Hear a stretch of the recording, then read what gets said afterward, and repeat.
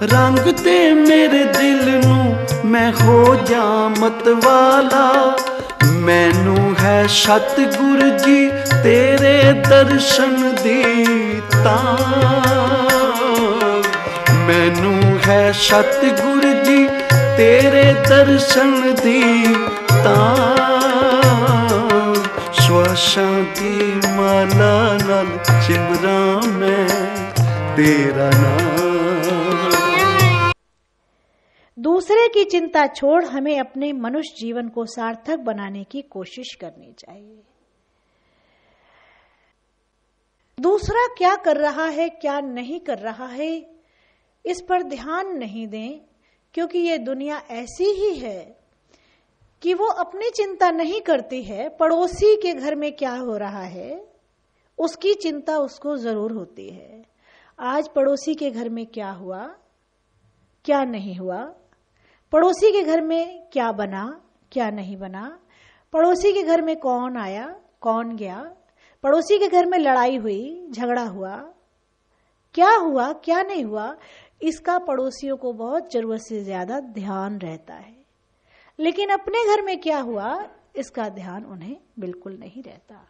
दूसरे की चिंता छोड़ के स्वयं की चिंता करो, क्योंकि जो पड़ोसी के घर में देख रहे हो और मजे कर रहे हो, अगर उससे तुम्हें आनंद मिल रहा है तो निश्चित जानो तुम्हारे घर में उससे अधिक होगा, निश्चित जानो।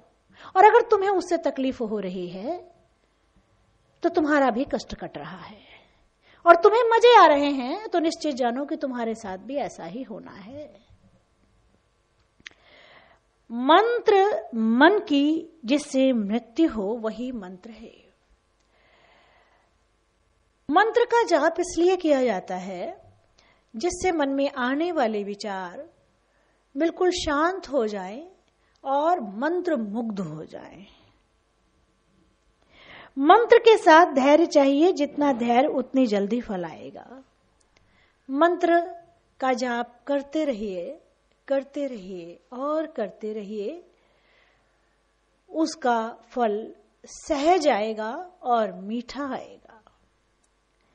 प्रकृति में जो हो रहा है उसका विरोध ना करें, उसमें राजी होना सीख लें। जो होना है वो होना ही है। बस ईश्वर की जब कृपा होती है, परमात्मा का जब हाथ होता है, सदगुरु की जब महिमा होती है,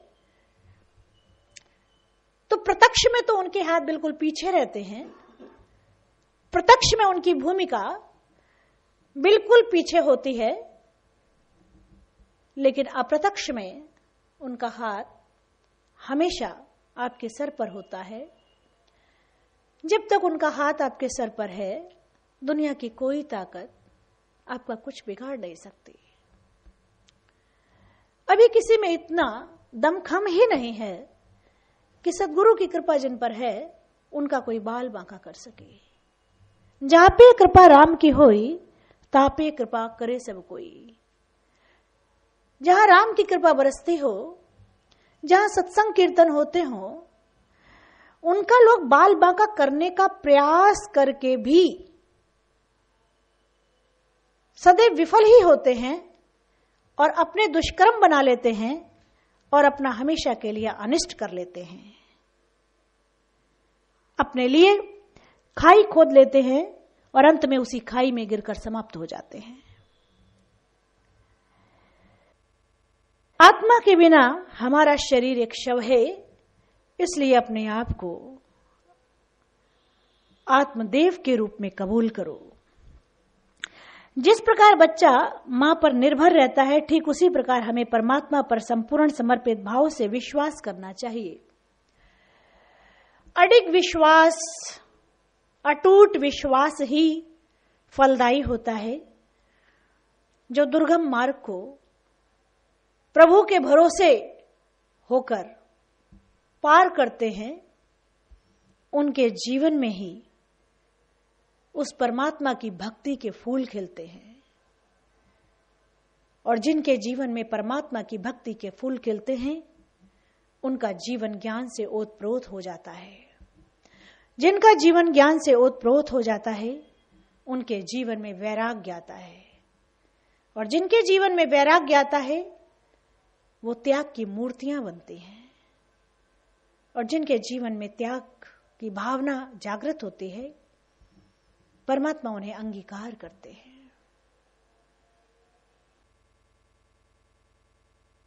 दिन भर में जो भी क्रिया करें, उठते बैठते चलते श्वास के आने जाने पर ध्यान टिका दें।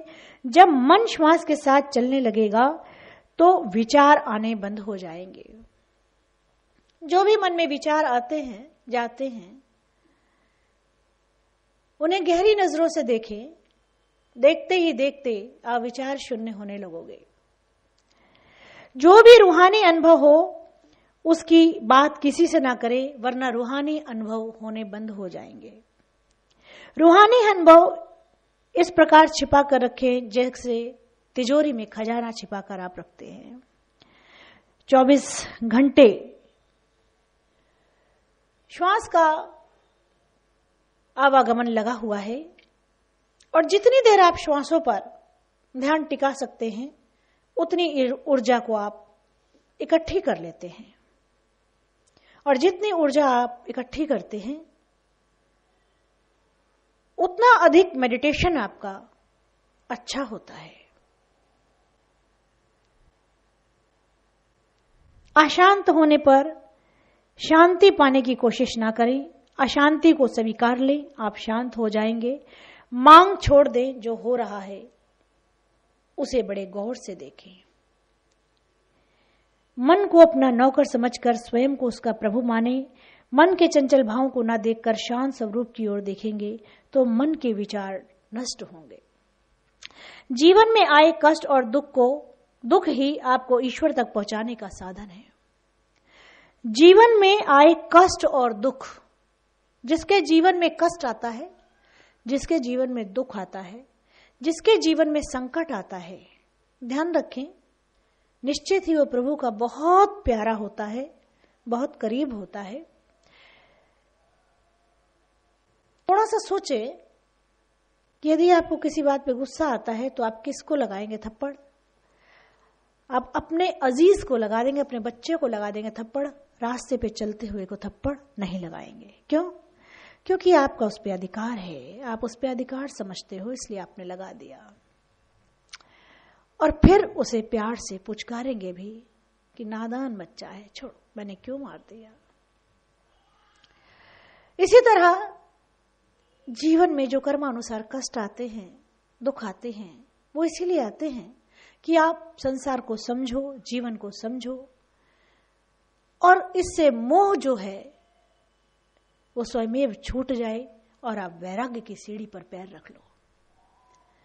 बहुत मुश्किल है वो रास्ता, इतना आसान नहीं है। वो रास्ता ऐसा ही है, उलझा हुआ, अनजानी मंजिल, अनजानी पहेली, जिस पे पैर रखा है मार्ग का पता नहीं, जिसने रखवाया है वो पार भी करेगा, ये उसकी दया। भक्ति ज्ञान की गंगा है, भक्ति ही परमानंद की जननी है। भक्ति ज्ञान की गंगा है और भक्ति ही परमानंद की जननी है। इसलिए जीवन में भक्ति भाव से, समर्पित भाव से, श्रद्धा भाव से करते रहिए। श्रीमद देवी भागवत का गूढ़ रहस्य, श्री शक्ति मद अहम से परे होकर हम बच्चों को भाव से भक्ति करनी चाहिए। भक्ति से ज्ञान की गंगा बहती है और ज्ञान की गंगा में गोता लगाने से वैराग्य आता है, और वैराग्य की जिसे प्राप्ति होती है उसके जीवन में त्याग उत्पन्न होता है, और जिसके जीवन में त्याग उत्पन्न होता है वो सुपात्र होकर प्रभु शरण में चला जाता है और उसकी रजा में जीने लायक हो जाता है।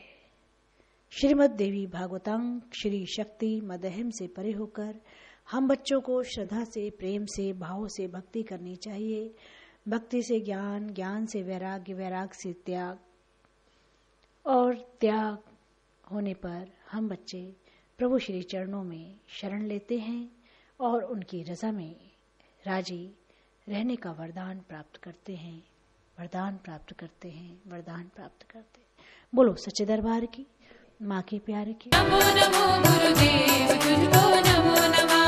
नमो नमो गुरुदेव तुझको नमो नमः। नमो नमो